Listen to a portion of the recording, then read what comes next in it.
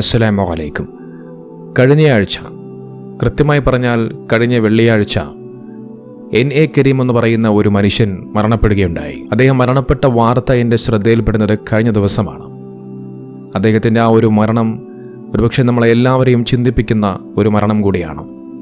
അതുകൊണ്ടാണ് ഞാനിപ്പോൾ ആ വിഷയത്തെക്കുറിച്ച് സംസാരിക്കാൻ കാരണം. ഒരു മഹലിലെ പ്രസിഡന്റാണ് N.A. കരീം എന്ന് പറയുന്ന മനുഷ്യൻ. കഴിഞ്ഞ വെള്ളിയാഴ്ച ജുമാ നിസ്കാര സമയത്ത് ഒരു മയ്യിത്ത് നിസ്കാരവുമായി ബന്ധപ്പെട്ടുകൊണ്ട് അദ്ദേഹം മരണത്തെക്കുറിച്ച് ചില കാര്യങ്ങൾ പറഞ്ഞു വെക്കുകയാണ്. അത് പറഞ്ഞ മണിക്കൂറുകൾക്കുള്ളിൽ ആ മനുഷ്യനും മരണത്തിലേക്ക് പോകുന്നു. ലുലു ഗോൾഡ്, ലുലു സാരി സ്ഥാപനങ്ങളുടെ പാർട്ണറും കരിയാട് പുതുശ്ശേരി മഹല്ല് ജമാഅത്ത് പ്രസിഡന്റുമാണ് N.A. കരീം എന്ന് പറയുന്ന മനുഷ്യൻ. മരണത്തെക്കുറിച്ചും മരണാനന്തര ജീവിതത്തെക്കുറിച്ചും പറഞ്ഞു വച്ചതിന് ശേഷമാണ് ആ മനുഷ്യൻ മരണത്തിന് കീഴടങ്ങിയത്. ഇദ്ദേഹത്തിന്റെ മഹല്ല് നിവാസിയായ G.K. ഇബ്രാഹിം എന്ന് പറയുന്ന മനുഷ്യൻ മരണപ്പെട്ടു പോകുന്നു. അദ്ദേഹത്തിന്റെ മയ്യിത്ത് നമസ്കാരം നടന്നത് രാവിലെ 10 മണിക്കാണ്. ആ പുതുശ്ശേരി പള്ളിയിൽ നടന്ന മയ്യിത്ത് നമസ്കാരത്തിനോടനുബന്ധിച്ചുകൊണ്ട് നടന്ന അനുസ്മരണത്തിലാണ് മരിച്ച വ്യക്തിയെക്കുറിച്ചുള്ള സംസാരത്തിന് ശേഷം നാം എല്ലാം മരിക്കേണ്ടവരാണെന്നും അതിനുള്ള തയ്യാറെടുപ്പുകളെക്കുറിച്ചും മരണാനന്തര ജീവിതത്തെക്കുറിച്ചും അദ്ദേഹം പ്രസംഗിച്ചു വച്ചത്.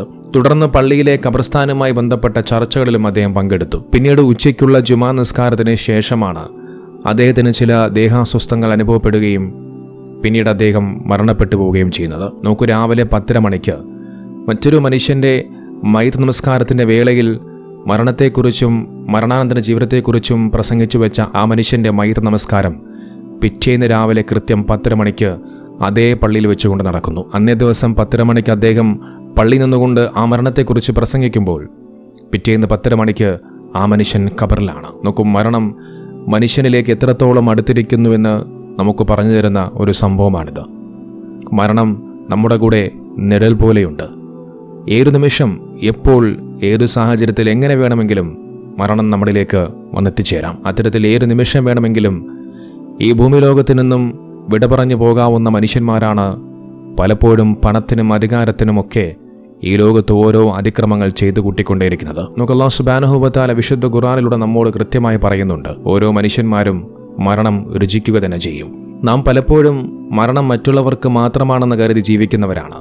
എന്നാൽ ഈ ഒരു സംഭവം നമ്മെ ഓർമ്മിപ്പിക്കുന്നത് മരണം ഒരു നിഴൽ പോലെ നമ്മുടെ കൂടെയുണ്ട് എന്നുള്ളതാണ്. ഇവിടെ നോക്കി മനുഷ്യൻ മറ്റൊരാളുടെ വിയോഗത്തിൽ അനുശോചനം രേഖപ്പെടുത്തിക്കൊണ്ട് മരണത്തിൻ്റെ ആ ഭീകരതയെക്കുറിച്ചും പരലോകത്തെക്കുറിച്ചും ജനങ്ങളെ ബോധ്യപ്പെടുത്തിക്കൊണ്ടിരിക്കുന്ന ആ നാവുകൾ നിശബ്ദമാകാൻ മണിക്കൂറുകൾ മാത്രമേ എടുത്തുള്ളൂ. നാം സംസാരിച്ചുകൊണ്ടിരിക്കുമ്പോൾ തന്നെ നമ്മുടെ ശ്വാസം നിലച്ചേക്കാം. നമ്മുടെ അവസാനത്തെ വാക്ക് അത് എന്തായിരിക്കുമെന്ന് പോലും നമുക്കറിയില്ല. എന്നാൽ ഈ മഹല്ല് പ്രസിഡന്റായ N.A. കരീം എന്ന് പറയുന്ന ഈ മനുഷ്യനെ സംബന്ധിച്ചിടത്തോളം അദ്ദേഹത്തിൻ്റെ അവസാന വാക്കുകൾ അത് മരണത്തെക്കുറിച്ചും പരലോകത്തെക്കുറിച്ചുമായിരുന്നു. നാം പടുത്തുയർത്തുന്ന മണിമാളികൾക്കും സാമ്രാജ്യങ്ങൾക്കും പണക്കൂമ്പാരങ്ങൾക്കൊന്നും നമ്മുടെ മരണത്തെ തടയിടാൻ കഴിയില്ല. കറുത്തവനെന്നോ വെളുത്തവനെന്നോ പണക്കാരനെന്നോ പാവപ്പെട്ടവനെന്നോ അധികാരിയെന്നോ അധികാരമില്ലാത്തവനെന്നോ വ്യത്യാസം നോക്കാതെ എല്ലാവരെയും പിടികൂടുന്ന ഒന്നാണ് മരണമെന്ന് പറയുന്നത്. നോക്ക്, അദ്ദേഹം ഒരു മഹല്ല് പ്രസിഡന്റാണ്, ഒരു വലിയ സ്ഥാപനങ്ങളുടെ പാർട്ണറൊക്കെ കൂടിയാണ്.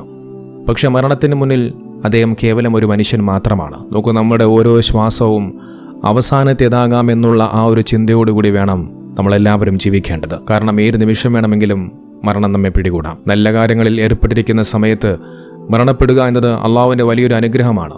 അത്തരമൊരു മരണത്തിനായി നാം നിരന്തരം പ്രാർത്ഥിക്കേണ്ടതുണ്ട്. ആ മയ്യിത്ത് നമസ്കാരത്തിൻ്റെ വേളയിൽ തങ്ങളുടെ മഹലിലെ പ്രസിഡന്റായ ആ മനുഷ്യൻ മരണത്തെക്കുറിച്ച് സംസാരിച്ചുകൊണ്ടിരിക്കുമ്പോൾ ആ സംസാരിക്കുന്ന മനുഷ്യൻ നാളെ മരണപ്പെട്ടു പോകുമെന്ന് അദ്ദേഹത്തിൻ്റെ പ്രസംഗം കേട്ടിരുന്നവർ ഒരുപക്ഷെ ചിന്തിച്ചു പോലും കാണില്ല. അല്ലാഹു സുബ്ഹാനഹു വ തആല അദ്ദേഹത്തിന് സ്വർഗം പ്രദാനം ചെയ്യുമാറാകട്ടെ. പെട്ടെന്നുള്ള മരണങ്ങളെ തൊട്ട് അല്ലാഹു സുബ്ഹാനഹു വ തആല നമ്മെയും നമുക്ക് വേണ്ടപ്പെട്ടവരെയും എല്ലാവരെയും കാത്തുരക്ഷിക്കുമാറാകട്ടെ. ഇതോടൊപ്പം മുഅവ്വിസ് എന്ന് പറയുന്ന വെറും 6 വയസ്സും മാത്രം പ്രായമുള്ള ഒരു കുട്ടിയെക്കുറിച്ച് പറയാതെ പോകാൻ കഴിയില്ല. ഖുർആൻ കൊണ്ട് അത്ഭുതം തീർക്കുകയാണ് 6 വയസ്സ് മാത്രം പ്രായമുള്ള പൊന്നുമോൻ. ഒന്നല്ല 3 ലോക റെക്കോർഡുകളാണ് ഈ മോൻ ഈ പ്രായത്തിൽ കരസ്ഥമാക്കിയത്. വെറും 1.5 വർഷം കൊണ്ട് മാത്രം വിശുദ്ധ ഖുർആൻ മുഴുവനായി മനഃപ്പാഠമാക്കുന്നു. വിശുദ്ധ ഖുർആനിലെ ഏതെങ്കിലും ഒരു ഭാഗത്തു നിന്നും ഏതെങ്കിലും ഒരു ആയത്ത് ഓതാൻ പറഞ്ഞു കഴിഞ്ഞാൽ നിഷ്പ്രയാസം ആ പൊന്നുമോൻ അത് ഓതിക്കേൽപ്പിക്കാറുണ്ട്. ആ പൊന്നുമോന് നല്ല ഓർമ്മശക്തിയും നല്ല കഴിവുമുണ്ട് എന്നുള്ളതാണ് അവനെ പഠിപ്പിക്കുന്ന അധ്യാപകർക്കും മാതാപിതാക്കൾക്കും പറയാനുള്ളത്. ആ പൊന്നുമോനെക്കുറിച്ചും ആ പൊന്നുമോന്റെ കഴിവിനെക്കുറിച്ചും ആ കഴിവിനെ പ്രശംസിക്കുന്ന അധ്യാപകരെക്കുറിച്ചുമുള്ള വാർത്ത ഞാനൊന്ന് കാണിക്കാം. 6 വയസ്സിൽ ഖുർആൻ മനഃപാഠമാക്കി വിസ്മയമാവുകയാണ് പാലക്കാട് സ്വദേശിയായ മോഫിസ്. മലപ്പുറം രണ്ടത്താണിയിലെ ദ വെർച്യു ഓൺലൈൻ ഇൻസ്റ്റിറ്റ്യൂഷനിൽ നിന്നാണ് മോഫിസ് പഠനം പൂർത്തിയാക്കിയത്. ഖുർആനുമായി ബന്ധപ്പെട്ട 3 ലോക റെക്കോർഡുകളുണ്ട് ഈ കൊച്ചുമിടുക്കന്. أعوذ بالله من الشيطان الرجيم بسم الله الرحمن الرحيم يا أيها الناس اتقوا ربكم الذي خلقكم من نفس ألف لام ميم صاد ألف لام را كتاب أحكمت آياته ثم فصلت ولله غيب السماوات والأرض وإليه يرجع الأمر كله فاعبده وادعه وتوكل. 6 വയസ്സുകാരനായ മുഹബ്ബിസിന്റെ ഓർമ്മശക്തി ആരെയും അത്ഭുതപ്പെടുത്തും. ഖുർആനിലെ ഏത് ഭാഗവും ചോദിച്ചാൽ നിഷ്പ്രയാസം പാരായണം ചെയ്യും. രണ്ടത്താണിയിലെ ദ വെർച്യു ഓൺലൈൻ എന്ന സ്ഥാപനത്തിൽ നിന്ന് 1.5 വർഷം കൊണ്ടാണ് മുഹബ്ബിസ് ഖുർആൻ മനഃപ്പാഠമാക്കിയത്. വളരെ കുഞ്ഞായിരിക്കുമ്പോൾ തന്നെ ഖുർആൻ വാക്യങ്ങൾ പെട്ടെന്ന് ഹൃദ്യസ്ഥമാക്കാൻ മുഹബ്ബിസിന് കഴിഞ്ഞിരുന്നു. ഇതിന് പിന്നാലെയാണ് പാലക്കാട് സ്വദേശിയായ മുഹബ്ബിസിനെ രക്ഷിതാക്കൾ ദ വെർച്യു ഓൺലൈനിൽ ചേർക്കുന്നത്. 1 ഇയർ സ്റ്റേജിലാണ് ഞാൻ ഒരു സൂറ റിസൈറ്റ് ചെയ്തുകൊണ്ടിരിക്കുന്ന സമയത്ത് സൂറത്തുൽ മുൽക്ക് റിസൈറ്റ് ചെയ്യുമ്പോൾ ആക്ച്വലി ഞാനത് പോസ് ചെയ്തു. പിന്നെ അതിന്റെ നെക്സ്റ്റ് കണ്ടിന്യൂഷൻ ബേബി ലാംഗ്വേജിൽ കുട്ടി ഓതുന്നത് ഞാൻ നോട്ട് ചെയ്തു. അപ്പോൾ ഞാൻ ആക്ച്വലി ശ്രദ്ധിച്ചത് ഓക്കെ ഹീസ് ഗ്രാസ്പിംഗ്. നമ്മൾ റിസൈറ്റ് ചെയ്യുന്നത് കുട്ടി നമ്മൾ ചെയ്യുന്നത് ആക്ച്വലി ബേബി നോട്ടീസ് ചെയ്യുന്നുണ്ട് and he's grasping everything. So I understood that. So അപ്പോൾ ഞാൻ തിങ്ക് ചെയ്തത് നമുക്ക് why can't I utilize 1 year ഹിഫ്ദിന് വേണ്ടി യൂട്ടിലൈസ് ചെയ്യണമെന്ന് വിചാരിച്ചിട്ട് അങ്ങനെ മലപ്പുറം ഓൺലൈൻ ഇൻസ്റ്റിറ്റ്യൂട്ടിൽ വന്നതാണ്. മുഹബ്ബിസും കുടുംബവും രണ്ടത്താണിയിൽ വീടെടുത്ത് താമസമാക്കിയാണ് പഠനം പൂർത്തിയാക്കിയത്. 5 വയസ്സിനുള്ളിൽ അന്താരാഷ്ട്ര ബുക്ക് ഓഫ് റെക്കോർഡ്സിൽ ഉൾപ്പെടെ നിരവധി പുരസ്കാരങ്ങളും മുഹബ്ബിസിനെ തേടിയെത്തിയിട്ടുണ്ട്.